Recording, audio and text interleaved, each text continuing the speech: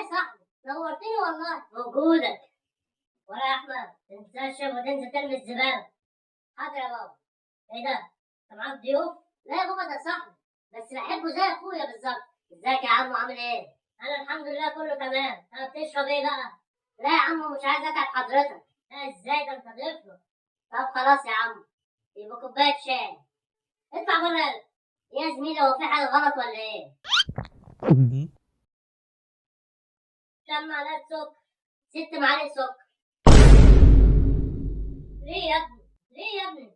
حد قالك على ان انت تموين؟ اصل بيني وبينك يا عمو بقالي فترة كبيرة ما شربتش أي حاجة فيها سكر. السكر دلوقتي بقى غالي زي اللحمة بالظبط. بالمناسبة مفيش بقى سندوتش لحمة جنب كوباية الشاي؟ لحمة؟ أنا قلت والله الواد ده داخل على طمع.